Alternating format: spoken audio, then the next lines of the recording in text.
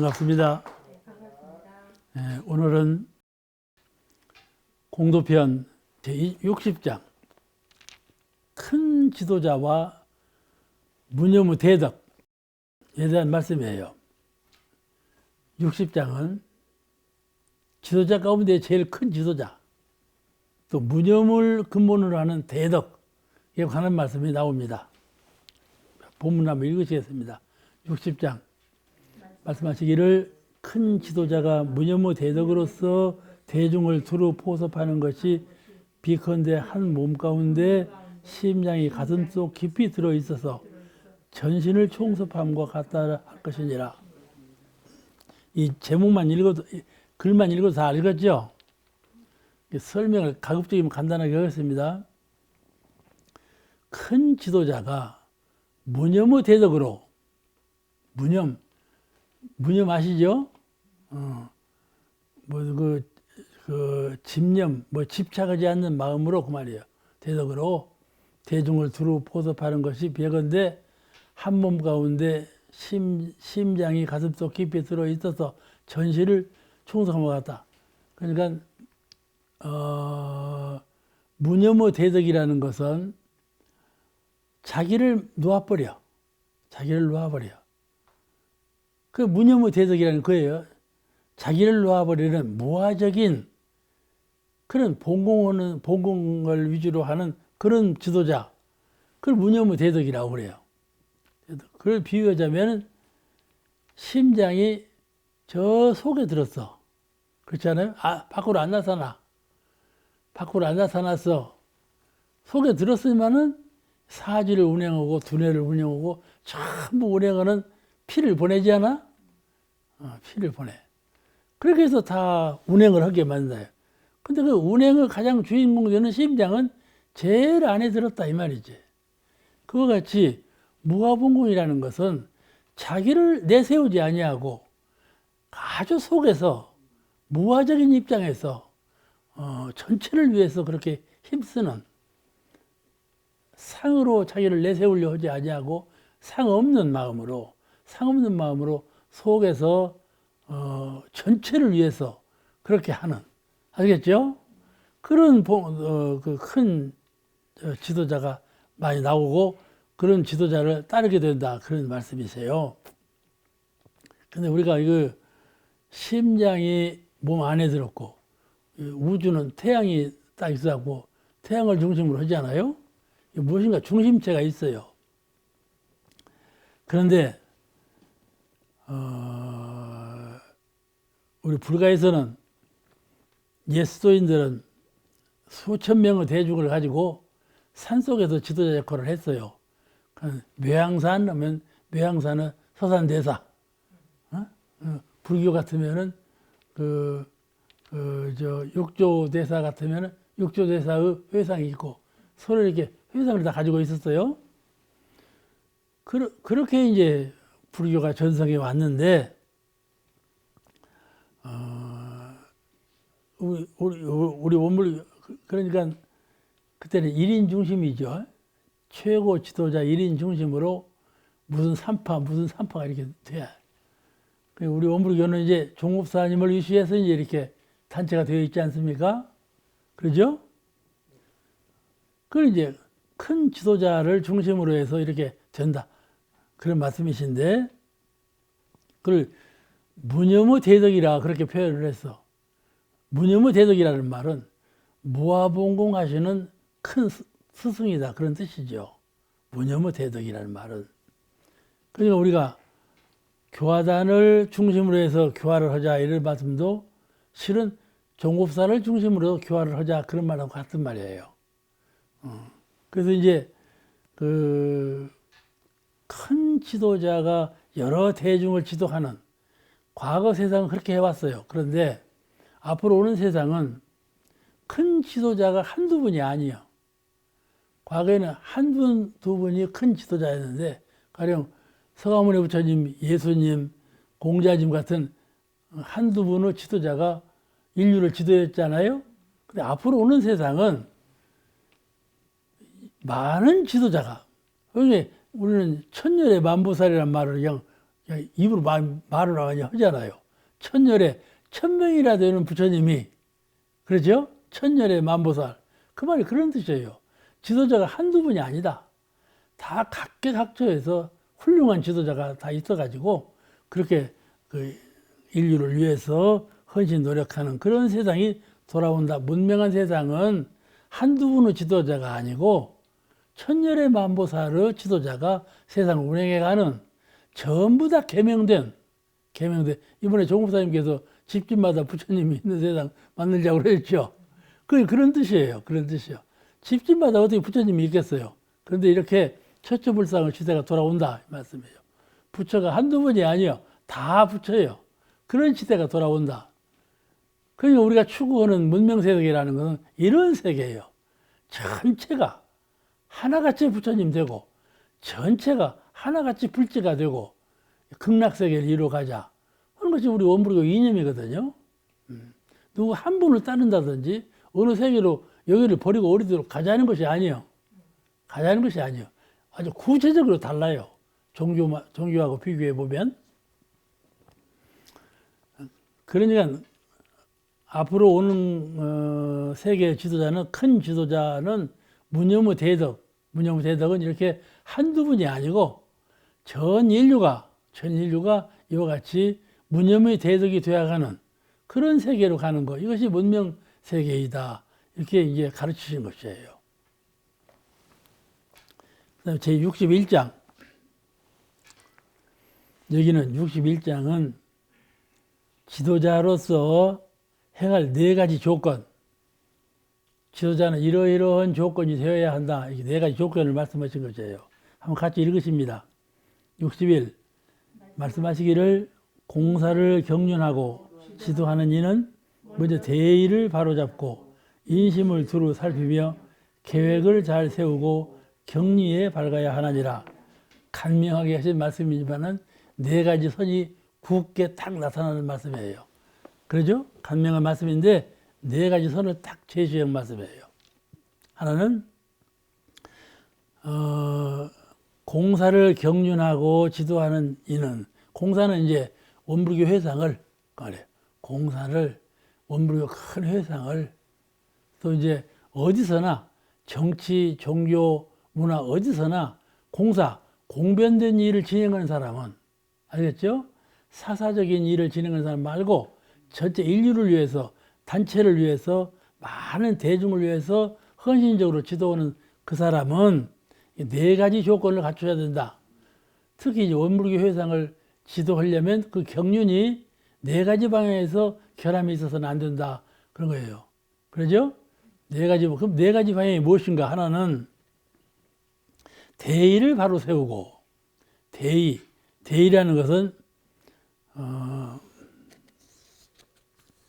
도덕과 정의에 부합되고, 경륜이, 그 지도자의 경륜이 도덕에 부합되고, 그러죠?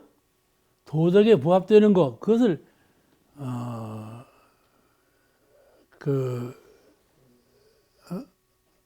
이제 대의라고. 대의는 도덕에 부합되는 거예요. 부합되지 않으면 사리에 맞아야 되겠죠?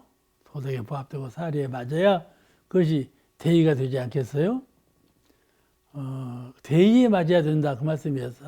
그 지도자가 전체 인류를, 전체 대중을 지도해 가려면 첫째 그 지도하는 경륜이 도덕에 맞아야 된다. 그 말씀이죠. 도덕에 부합된 경륜을 시행해야 된다. 도덕은 다 배우셨죠? 다 아시잖아요? 도와 덕을 대명사께서 다 설명하셨죠? 도와 덕을 나누어서 도덕에 대한 설명을 하셨는데, 이거를 거기서 구체적으로 그런 설명을 할 수가 없고, 우리 원불교적인 모든 교법이 다 도덕이 아니겠어요? 그런 도덕에 부합되어야 한다 말씀이죠. 이게 무슨 말씀인가 하면, 하나는 진리에 부합되고, 또 하나는 사실적인 도덕에 부합되고, 하나는 형상 없는 진리에 부합되고, 사실적인 도덕에 부합되고, 실질적으로 생활 현상에 다 그 실제적인 그때그때의 생활 실세, 거기에 부합된 그런 경륜을 세워야 한다. 그 대의에 맞는 경륜이야. 그렇지. 대의에 맞는 경륜. 지도자는 그렇게 대의에 맞아야 된다. 그 말씀이죠. 누구나 지도자로서는 나는 이것을 하겠다. 이렇게 지침서를 발표를 합니다. 그런데 그 지침서 내용이 대개는 다 경륜이라고 그러죠. 그분이 그 위에 올라서 무엇을 하고자 하는가. 그걸 경륜이라고 그래요. 경륜이라고 하는데 그 경륜은 반드시 대의에 맞아야 된다. 그 대의라는 것은 도덕성이 있어야 된다. 그 말씀이죠. 도와 덕, 도덕에 맞아야 된다. 또는 그 사실적인 형세, 그때의 그 민중 대중이 그 살아가고 있는 민도, 그죠? 그 생활적인 여러 가지 조건, 그런 것에 완전히 틀린 것을 내놓으면 안 되잖아요. 그것에 맞아야지. 그런 것이 이제 그 사회성인데, 가령 우리 원불교를 새로 창기하실 때 대중화하고 생활화하고 또 하나 보이죠? 대중화, 생활화. 얼른 생각이 안 나. 이렇게 맞추듯이 그게 그 실세에 맞아야 된다 말씀이죠. 그런 것을 대의라고 그래요. 대의에 맞아야 한다. 그 다음에 두 번째로는 인심을 두루 살핀다 그랬었는데, 이 인심을 두루 살핀다는 말은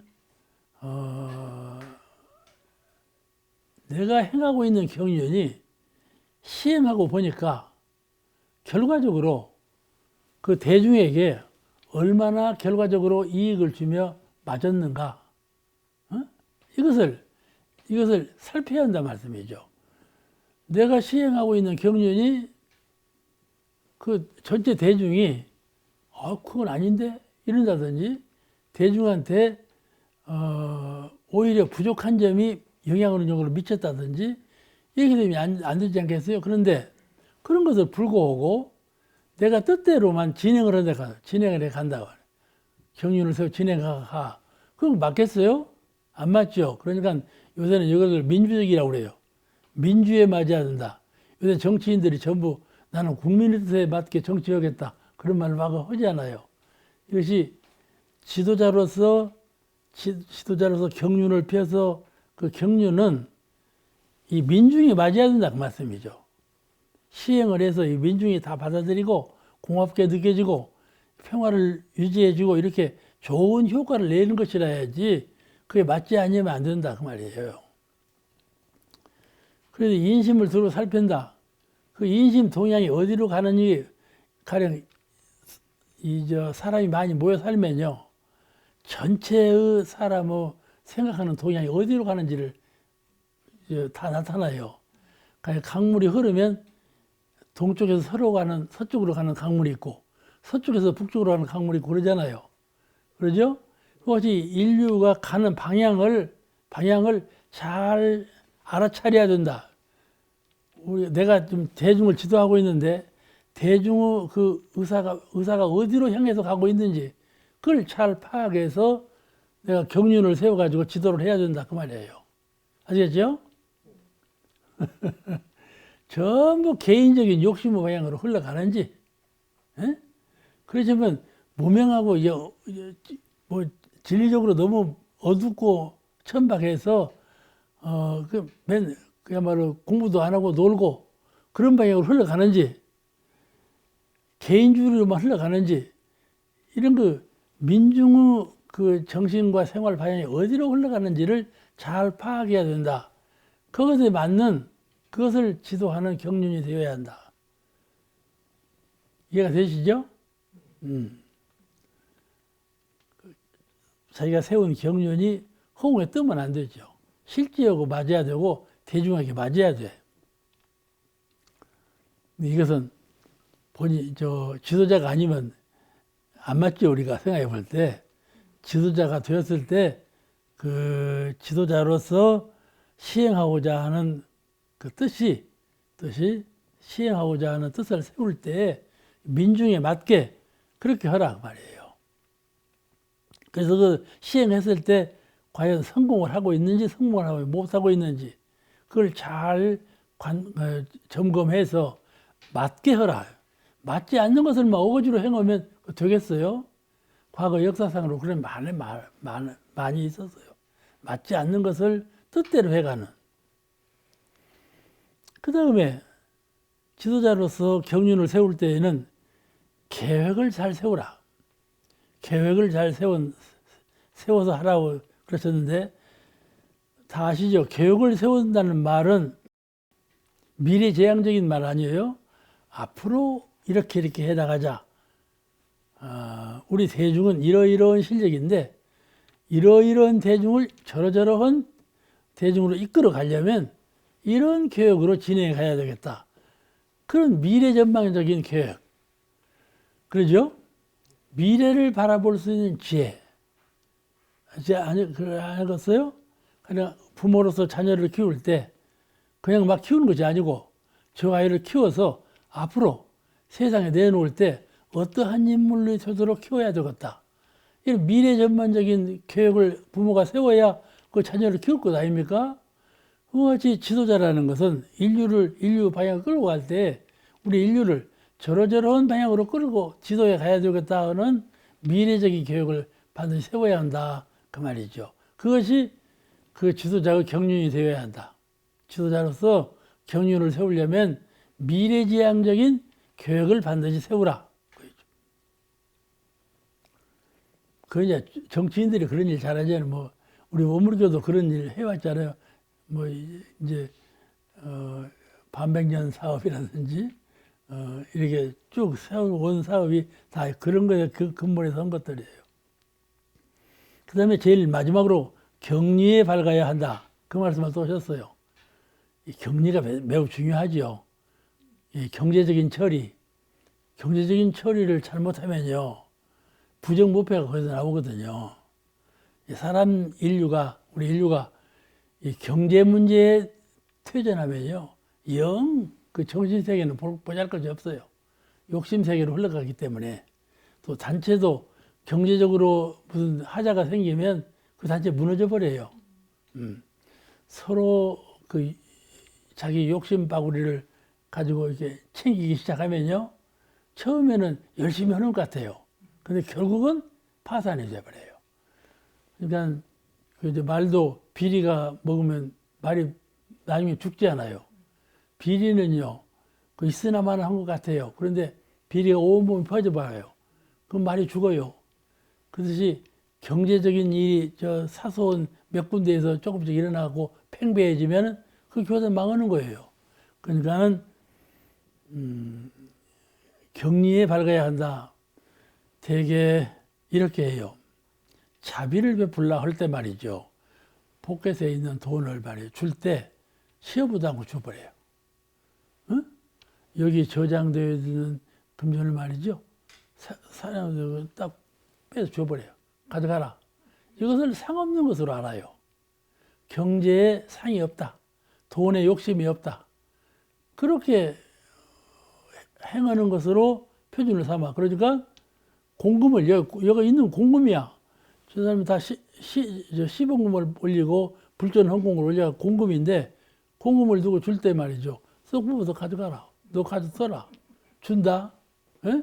저분이 시범으로 정제를 갖다가 나한테 주었단 말이에요. 공가에 쓰라고. 근데 그거 세어보지도 않고 줘버려. 그럼 이게 경제에 박은 것인가요? 박지 못한 거예요. 이런 짓거리 하지 말라고 말이에요. 아시겠죠? 이것을 경제는 수입과 지출이 딱 맞아서 합리적으로 해야지 이걸 이렇게 공금을 가지고 말이죠. 함부로 개인 의사로대로 함부로 남용하는 것은 이건 큰 교단을 망치는 일이 돼요. 나중에 이 일이 커지면 번지면 그러니까 경리에 밝아야 한다는 말씀을 붙이신 거예요. 그래서 우리 교단은 감찰원 인사하고 격리 감사를 잘하잖아요. 이와 같이 네 가지 인심을 두루 살필 것, 도덕적인 경륜을 세울 것, 인심을 살필 것, 또 개혁을 잘 세울 것, 경리를 잘 밝힐 것, 네 가지 이 기준을 가지고 지도자의 역할을 해야 된다. 이렇게 밝히신 거예요. 지도자가 되려면 내가 단체를 의거해서 지도자 할 때 이 네 가지 방향에 하자가 없는가 늘 생각해야 돼. 가령 우리 원불교 교단 하면은 교단 있잖아요. 자, 그러면 종업사 위에 오른다 그러면은 뭐 종업사에 당면은 일만 얼른 생각할 수가 있어요. 생각이요. 일이 큰 일이 막 파도처럼 돌아오거든요. 뭐 그런 일만 해결을 해요. 그렇게 하면 이 교단 참 미세한 분야에서 어떤 일이 벌어지고 있는가를 모른다 말씀이죠. 그렇게 되면 안 된다 그 말씀이에요. 아시겠죠? 목전사만 해결하고 저 아래에 있는 일을 살피지 못해요. 그것이 바로 인심을 두루 살핀다 이 말이에요. 인심을 두루 살피지 못하면 안 된다. 도덕성이 있는 일, 가령 우리 교단이 무슨 정치적인 과 대립이 됐어. 정치에서는 이렇게 하려고 하고 우리 교단은 그러려 해서는 안 되고 그러면 대립이 되지 않아요? 사회적으로 이런 분야가 있는데 우리 교단에는 어떻게 대처할 것인가? 이런 문제. 가령 우리 전체 대중이 어떤 방향으로 흘러가고 있는가? 이런 걸 대처할 건가? 이런 문제를 과연 사리에 맞게 도덕성이 있게 잘 표준을 세워서 경륜을 그 도덕에 맞고 사리에 맞는 그런 경륜을 잘 실행할 수 있는 그런 경륜을 세울 줄 알아야 한다. 그가 지도자다 그 말이에요. 아시겠죠? 그것이 어렵습니다. 그런 회우기가. 가령 예를 들면 한 교당에 누가 이걸 하는데 주장을 해왔어요. 근데 정부에서 와갖고 정부가 아니라 어떤 뭐 정치인이 와갖고 그 사람 좀 교체해달라고 그랬어요. 그 사람 좀 교체해 줘야 좀 평화스럽겠다고. 교단에서 그걸 교체해 줄 거냐? 그냥 놔둘 거냐? 중대한 문제죠. 그런 문제에 당했을 때 어떤 방향으로 잘 생각할 것인가 하는 것이지요. 실세에 맞게만 해서는 안 되는 거예요. 도덕성에 맞게, 사리에 맞게 취사해야지 안 되죠. 그렇지만 모든 이런 것은 다 경륜에 속하는 것이에요. 지도자의 경륜에. 그렇잖아요? 그런 네 가지 조건을 늘 살펴서 하자가 없도록 진행해야 된다. 그런 기준을 세워주신 말씀이에요. 자, 그 다음에 62장. 62장, 한 장 읽으시겠습니다. 62장 말씀하시기를 지도자의 처사에 네 가지 요령이 있나니 첫째는 법규에 탈선됨이 없고 친소에 편착함이 없이 공평 정직하게 서사하며 둘째는 소화를 놓고 전체를 살피며 근에 얽매이지 말고 원을 관찰하여 대국적으로 처사하며 셋째는 인정과 의리에 바탕하여 화기롭고 유효하게 처사하며 넷째는 회의가 분명하고 시정이 한결같이 명백하게 처사함이니라. 이 말씀도 참 쉬운 것 같은데 매우 어렵습니다. 실천하기가 매우 어려운 말씀이에요. 근데 지도자로서 네 가지를 주의하라. 시행을 해 경륜으로서 시행하는데 주의할 것이 있다. 잘못하면 안 되는, 잘못하면 실수하는 이 점만은 주의해야 된다 하는 것인데 그 네 가지가 무엇인가 하는 거예요. 이 단체에 소속된 사람들은요, 전부 능력이 다르지요, 실력도 다르지요, 성격도 다르고 신법도 다르고 다 다르잖아요. 사람마다 다 다르네요. 또 직책과 임무가 서로 다르고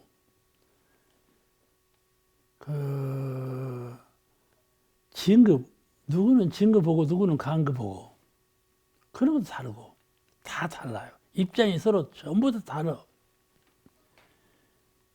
그렇기 때문에 이렇게 다른 여러 대중을 합리적으로 전부 좋게 하기 위해서 좋도록 해서 발전해 가도록 하는 것이 뭐냐면은 법규거든요. 법규를 정해서 법규대로 하면 이런 사람이나 저런 사람이나 다 똑같이 은혜를 입고 평등한 자리에서 자기의 뜻을 이루어갈 수 있다. 그런 법규를 정해놨지 않아요?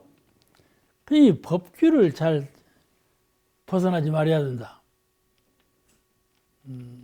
그 정치인도 그러죠. 정치인도 자기 정치 철학을 내세우려면 법규를 무시하는 경우가 있어요. 법규를. 근데 그렇게 하면 안 된다 이것이요. 법규를 반드시 지키는 지도인이 되어야 한다. 우리 헌법에도 그런 말씀이 있죠. 만인은 법 앞에 평등하다. 그런 말씀이 있듯이 법으로 만든 만인을 지도해야 그 만인이 전부 각자의 위치에서 질서와 은혜를 입고 발전의 요인이 된다. 그다음에 둘째는 말이죠. 소화를 놓고 전체를 살피며 근에 얽매이지 않고 원을 관찰하여 대국적으로 처사하며 그리 말씀하셨는데 매사를 처리할 때 자기 위주로 판단을 해요. 그러기 참 쉽습니다. 왜냐하면 자기가 법에 대해서도 잘 알고 사실 물정을 잘 알고 모든 것을 내가 잘 알고 있다 이런 관념을 미리 갖고 있는 거예요. 그래서 무슨 일이 돌아올 때 이 일은 어떻게 처리해야 되겠다는 것을 딱 머리에 세워요. 그러면 관념이 되지요. 그 관념대로 일을 처리해 가는 거예요. 그렇게 해가지고 자기를 먼저 내세워. 자기의 판단대로 취사해 가는 거예요. 그렇게 되면 자연히 원근지도가 있게 돼요. 가까이 좋아하는 사람, 멀리 싫어하는 사람, 이게 있게 되고, 또, 나타난 사람하고 숨은 사람하고를 구별할 줄을 몰라. 이런 점을 잘 살펴야 되죠. 그럴 때 반드시, 자기의 입장을 놓고 대화적인 입장에서 전체를 살펴보는 입장에서 매사를 취사해야 된다. 자기가 고정관념으로 갖고 있는 그것만 가지고 이렇게 하지 저렇게 하면 안 된다는 고정관념을 딱 가지고 하는 것이 아니라 대화적 입장에서 그 국을 훨씬 더 넓혀서 상대심을 갖고 있지 않고 그렇게 대화적 입장에서 일을 취사해야 된다. 잘못하면 자기의 고정된 관념으로 취사하기가 쉽습니다. 이런 거 실수를 범하지 말라 그 말씀이에요. 셋째는 그렇게 되면 좀 각박할 수가 있어요. 법규대로만 하면은요 좀 삭막한 느낌을 가질 수가 있어요. 인정감이 없는. 그런데 여기 말씀하신 세 번째는 인정과 의리의 바탕에서 화기롭고 유해하게 처사하며 그 말씀을 또 넣어놨거든. 그런 가운데에도 인정을 버리지 말고 의리에 모순되지 않게 인정과 의리를 바탕에서 해라. 이게 법규에 의해서 하고 그걸 전부 사리에 맞게 취사하지만은 이 일을 취사할 때 근본적으로 마음속으로 정의와 의리를 저발해서는 안 된다. 그 말씀이죠. 사실은요, 사람은 화합이 되고 하나가 되는 것은 말이죠. 정의와 의리로 화합이 돼요. 정의와 의리로. 무슨 법규로 화합이 되는 것이 아니라 근본적으로 화합이 되는 것은 서로 정분, 서로 의리, 우리 같이 무엇을 하자. 원불교인이라면 우리 같이 대종사님을 섬기면서 이론상과 사언의 사막의 원리로서 공부하자. 마음 공부를 잘하자. 이런 그 취지가 있어야 모여야 되는 거 아닙니까? 그러죠? 이게 의리예요. 서로 같은 뜻을 가지고 힘을 합하고 몸을 합했다 이 말이죠. 그 의리가 있는 것인데 의리가 있고 또 정감. 서로 함께 있으면 인정이 건네고 정감이 있죠. 너 없으면 나 안 돼. 나 없으면 너도 안 되고. 이런 하나 된 정감이 있어요. 그런데 인사처리라든지 사무처리라든지 회계처리라든지 이런 걸 해나갈 때 법을 주장할 때 이것이 선걸게 돼요. 잘못하면 이 정의와 의리가 선걸게 돼. 그래가지고 우리 함께 하는 동지로서 그럴 수가 있냐? 이런 이제 의문을 갖게 되고 그 감정을 갖게 되는 수가 있어요. 그러니까 법은 법대로 살리고 일은 일대로 공정하게 취사하면서도 그 바탕에 인정과 의리를 벗어나지 않도록 주의하라 그 말이죠. 되겠죠? 그거 조심해야 돼요. 뭐 잘한다고 하면서 말이죠. 딱딱 끊어서 한다고 하면서 정의와 의리를 벗어나면요. 오히려 더 딱딱 끊어서 하지 않은 것만 못해. 분열을 일으킬 수가 있어요. 그냥 만약에 정의와 의리가 안 되는 것을 뭐 사리에 맞게 한다고 해서 분명히 끊어서 행하다가 말이죠. 분파를 일으킬 수가 있어요. 이런 것을 잘 참작해서 어느 면으로 치우치지 않도록 잘 지도자로서 잘 처리를 해야 된다. 넷째로는 이제 회계가 분명하여 시종이 아까 설명한 것이죠. 전장에서 회계가 분명해야 된다. 단체로는 공금 쓰는 것을 참 정확하게 해야 된다. 그 말씀이에요. 그 다음에 63장 한번 읽겠습니다. 63장은 지도자는 언행을 주의하라. 지금 계속해서 지금 지도자가 갖춰야 될 인격이에요. 지도자가 갖춰야 될 요소에 대해서 쭉 말씀을 하시는 건데 그 가운데 언행을 실행하는 것하고 말하고 이걸 주의하라. 그 내용이 여기 63장에 쓰여져 있어요. 한번 읽으십니다. 63 말씀하시기를 대중을 지도하는 이는 일동일정에 항상 사심없는 온전한 마음으로 취사를 하여 말을 할 때에도 그 말이 굴러가면 인류 사회에 어떠한 이해가 되어질 것인가를 잘 살펴서 한마디 말이라도 신중히 하여야 하느니라. 참 어려운 말씀입니다. 제가 말을 좀 많이 하는 편이지만은 말을 전 인류에게 해도 이게 결함이 있는 말로 전해가면 안 된다.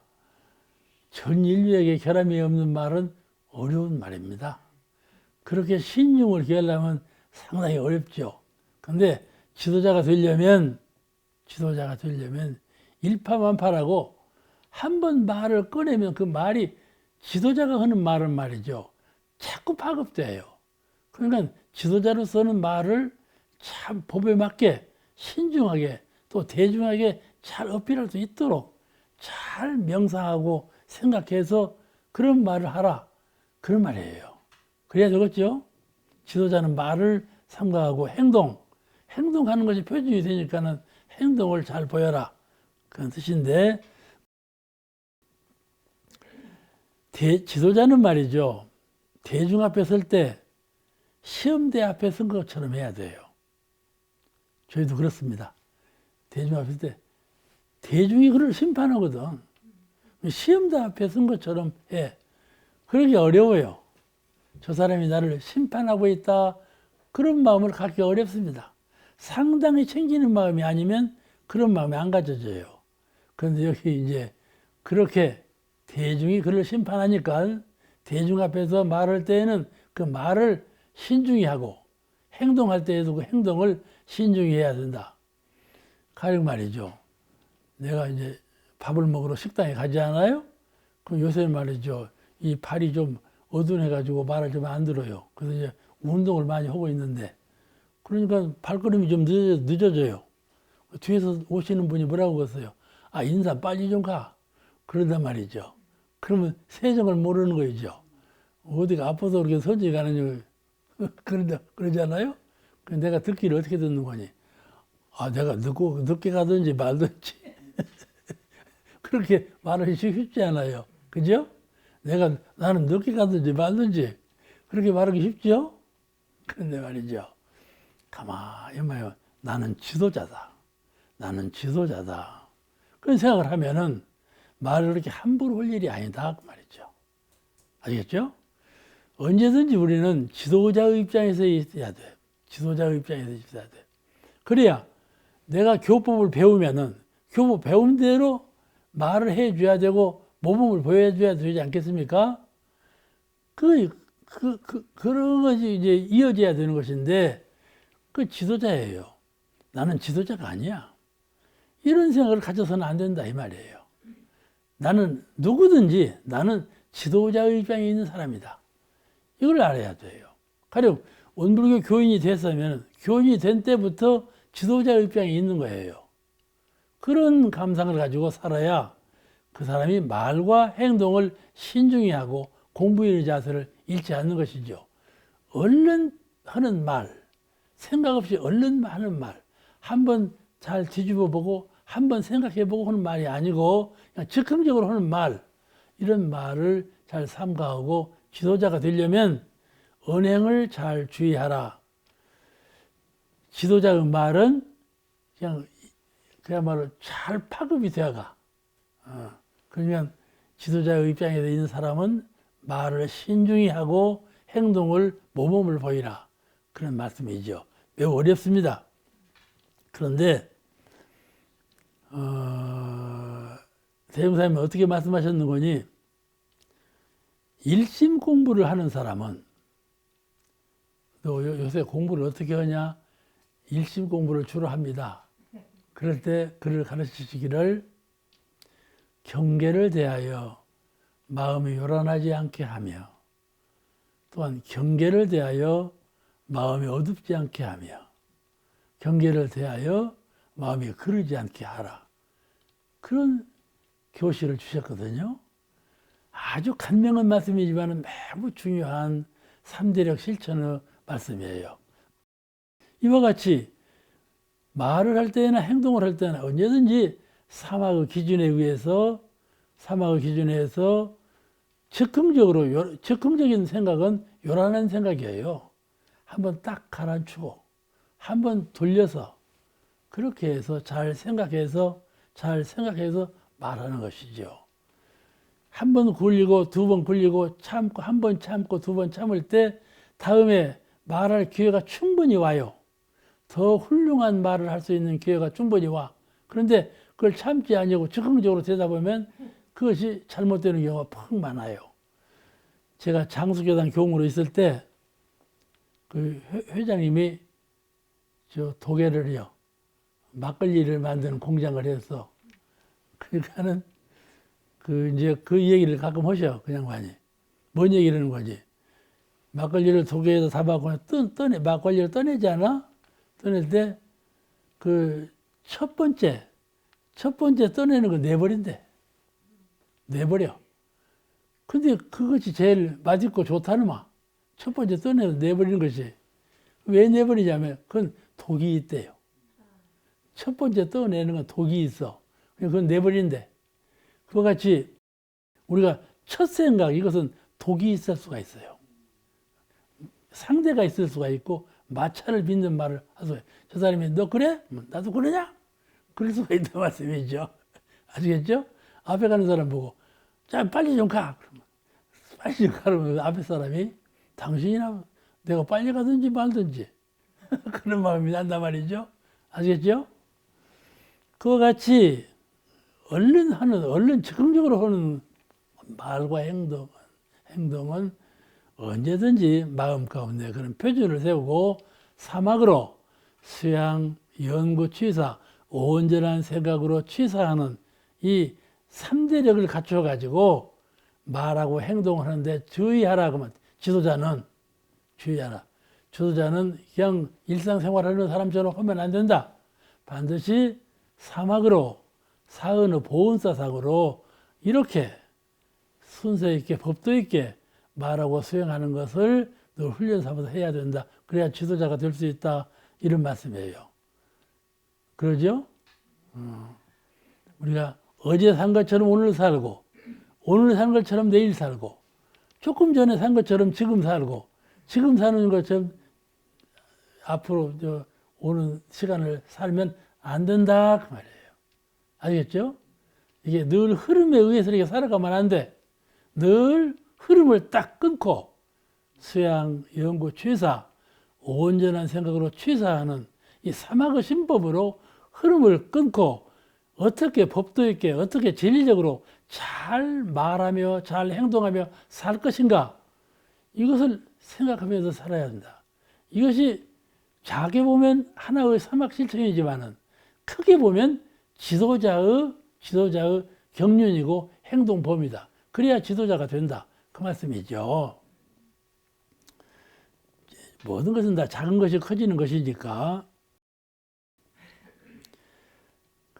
그래서 이제 상식응용 주의상 1조에 온전한 생각으로 취사하라. 그 말씀이 거기 있는 거예요. 항상 온전한 생각으로 취사를 잘해야 된다. 그 다음 제64장 제일 마지막 장이에요. 대중의 마음과 하늘의 뜻에 대한 말씀이에요. 대중의 마음이 어디에 있는가, 하늘의 뜻이 어디에 있는가, 그걸 잘 알아서 하라. 그 말씀. 본문 한번 읽으시겠습니다. 64 말씀하시기를 대중의 마음은 마침내 덕 있는 일을 따르고 하늘 뜻은 마침내 사없는 이에게 돌아가느니라 하시고 군심 경순 유덕자 천명 종규 무사인이라 써주시니라. 대중의 마음은 덕 있는 사람에게 돌아가고, 그죠? 그다 아시는 말씀이죠. 덕 있는 사람에게 따라간다. 또 하늘 뜻은, 천지의 뜻은 사없는 에게 돌아간다. 저 정산열애께서 열반하셨을 때 박정훈 교우님이 시중을 봤거든요. 근데 참 아무것도 없더래. 아무것도 없다. 제가 그 공타원님을 모시고 훈련을 해서 훈련부장으로 있었는데, 그때 공타원이 열반하시고 나니까 공책밖에 없어. 이 설교하는 노트 그것밖에 없어. 아무것도 없어. 그게 비공책 공타원이었던가 봐. 그렇게 빈 마음. 하늘은 이 사없는 분에게 하늘의 뜻이 돌아간다. 그런 뜻이요. 그러니까 이 하늘 뜻을 받아서 성현으로서 살고자 하는 사람, 그렇죠? 그런 사람은 사가 없어야 한다. 나를 위하고 나를 위해서 무엇을 저축하고 남겨두고 그걸 자랑하고 그런 사람이 되어서는 안 된다. 사가 없어야 된다 이 말씀이죠. 매우 중요합니다. 사가 없이 살다. 근데 이제 제가 살아보니까 저는 수용하는 물건을 많이 갖고 있어요. 근데 그 없으면 안 돼요. 늘 생활하는데 필요한 거니까. 마음이 말이죠. 마음이 탁 비어야죠. 무소유가 돼야 해요. 아무것도 소유하고 있는 것이 없는 그런 심경을 가져야 돼요. 제가 이제 화분을 이렇게 키우는데 연꽃 같은 것이가 있어요. 이름이 무엇인지도 모르고 키우는데 거의 여러 개가 한 수십 개가 다 있는데 누가 와서 그래요. 인사님, 나 저거 하나 가져갈까요? 가져가. 그렇죠? 가져가. 저거 키우고 있는 거 가져가도 돼요? 가져가. 잘 키워. 주워버리잖아요? 그렇죠, 뭐. 주워버리지, 뭐. 그걸 내가 갖고 있겠어요? 그잖아요? 모든 만물은요, 그와 같아요. 그와 같은 거예요. 내가 갖고 있는 것이 내 것이 아니겠죠. 전부 내 것이야. 이 육신도 내 것이 아닌데, 항상 무엇이 내 것이 있겠어요? 다 공물이죠. 공물이니까. 천하 물건은 말이죠. 아무리 내 것을 삼으려고 해도 내 것으로 머물러 있지 않아요. 다 진리께서 가져가 버리세요. 그것이 성주개공의 원리예요. 생로병사의 과정이고요. 그런 과정 속에 우리가 있어요. 천지하고 나하고 둘이 아니에요. 천지는 순환해요. 아시겠죠? 여기 있는 거 저기 가져오고, 저기 있는 거 여기로 가져오고, 이렇게 순환시켜요. 한 곳에 머물러 있지 않게 해요. 가령 몸을 내가 지금 손은 여기 있죠? 발은 여기 있잖아요? 천지는 말이야. 나는 관념을 손이 여기 있구나. 발은 여기 있구나. 이렇게 생각하죠. 천지는 그렇게 생각하지 않아요. 손에서 발로, 발로에서 손으로 늘 순환하게 해요. 내가 생각은 고정관념으로 나는 나고 너는 너도. 그러죠? 근데 천지는 그렇지 않아요. 나에서 너로, 너에서 나로 늘 순환시키고 있어요. 이 천지 만물은 순환하지 않는 물건, 고정되어 있는 물건이 한 물건도 없어요. 털끝까지도 한 물건도 순환하지 않는 물건이 없어요. 그런데 어리석게 꽉 쥐려고 하면 되겠어요? 그러죠? 턱사원이 어째요? 꽉 쥐려고 하면 되겠어요? 순환하는 물건을. 그러니까 오래 살라고 하지 말아요. 나는 96세까지 산다고 했다니까요. 그런데 말이죠. 나는 100 몇 세까지 살지도 몰라요. 아시겠죠? 그러니까 말이죠. 내가 96세까지 산다고 해서 96세까지 깔빡 죽을란가 보다. 그렇게 생각하지 말아요. 나는 내 뜻에 여기까지는 뭐하고 여기까지는 뭐하고 계획성이 있어요. 그러니까 더 많이 살아도 그것이고 더 작게 살아도 그건 그거예요. 다만 내 뜻대로 아니하고 천지 순환의 뜻대로 되는 것인데 나는 이렇게 해보겠습니다 하는 것 뿐이지. 아시겠죠? 우리가 옛날에는 말이죠. 전체 수명이 60세라고 그랬어요. 환갑만 돼도 그냥 파파 늙었었어요. 옛날에는 우리 어렸을 때만 해도요. 환갑된 노인은 그냥 주름살이 끼고 파파 노인이었어요. 지금은 80세가 돼도 저보고 노인이라고 했어요? 그런다니까요. 이렇게 변화됐어요. 운명이라는 건 정해지지 않았어요. 의지로 살지요. 그러니까 그렇게 생각하세요. 정해진 것이 없어요. 수명이나 무엇이나 정해진 것이 없다니까요. 운명적으로 정해진 것이 없어요. 모두는 법신불 사은님의 순환하는 은혜 속에서 순환되고 있어요. 한순간도 한 자리에 갇혀 있지 않아요. 순환되고 있는 거예요. 그런데 내가 착심을 가지고 이렇게 하겠다 저렇게 하겠다면 멍청이지요. 지혜가 부족한 사람이에요. 그러니까 이렇게 이걸 착 없는 심경, 상 없는 마음, 이런 마음으로 큰 마음으로 살아야 되는데 이게 하늘 뜻이에요. 이렇게 상 없는 마음, 빈 마음, 내 것이라고 고집하지 않는 마음, 이런 마음을 가져야 하늘 뜻이 응한다. 우리가 천지연기하심정, 천지연기하심정 한다는 말은 천지의 신령스러운 연기가, 기운이 나에게 정좌해서 내가 심통오다라는 그런 그 거룩하고 큰 기운으로 합하고자 합니다. 그런 뜻이지만은 내 마음에 사가 있어갖고 기워놓으면 응거질 않는다 이 말이에요. 마음에 사가 없어야 돼. 모든 건 순환하는 가운데 있는 것이고 내가 잡고 있을 수가 없는 거다. 이게 통달한 마음을 갖고 있어. 그래야 하늘 뜻이 나한테 강림한다 이 말이에요. 언제 한시에 강림하는 것이 아니라 언제든지 그런 마음으로 사죠. 그것이 행복이에요. 그러니까 하늘의 뜻은 사 없는 마음으로 돌아가고 대중의 마음도 그래. 대중의 마음은요. 늘 덕을 피는 사람. 그렇죠? 덕은 심덕, 마음으로 덕을 끼치는 사람. 행덕, 모범적인 행동으로 덕을 끼치는 사람. 이제 물질로 또는 활동으로 덕을 끼치는 사람. 이런 분에게 사람 대중의 마음은 따른다. 그러니까는 덕을 써라. 은혜를 베풀라. 그러면요. 아니, 나는 있는 것이 이까지. 나는 그러니까 못해. 이런 생각이 얼른 들어요. 근데 이것은 이제 그냥 늘 베풀기만 하면요. 그 사람도 허실해가지고 자기 일도 못하는 사람이죠. 근데 그것이 아니고 마음으로 늘 베풀어야 되겠다. 베풀어야 되겠다. 마음으로 베풀고 몸으로 베풀고 물질로 베풀고 언제든지 베풀고자 하는 마음으로 살라. 이런 기본으로 살라는 말씀이에요. 왜냐하면 사은님께서 그렇게 하셔요. 법신물 사은님께서 쉼없이 은혜를 베푸시거든요. 그렇잖아요.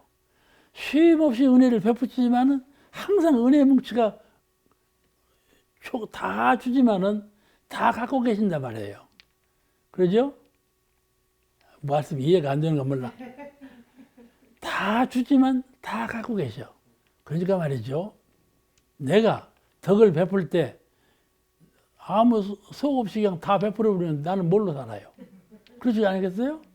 다 베푸는데 다 베풀어도 항상 다 갖추고 있는 그런 신법. 부정불가무 신법. 주고받음이 없는 그런 심성을 보유하면서 갖추면서 모든 걸 준다 말씀이죠. 아시겠죠? 줄 수 있겠죠? 모든 걸 주면 모든 걸 주고 어떻게 살아? 그러잖아요? 그런데 모든 걸 다 갖고 있으면서 모든 걸 준다 이 말이에요. 사은께서 그렇게 하신다니까요. 사은께서 사시순환과 이 우로우 혜택을 베풀면서 모두를 다 주시잖아요. 그런데 실은 모두를 다 항상 갖고 계신다니까요. 그렇지 않아요? 그죠? 그렇게 해요. 그렇게 해요. 그렇게 하면 사람이 다 천재 같은 심덕으로 그를 따른다 그 말이에요. 이게 옛말에서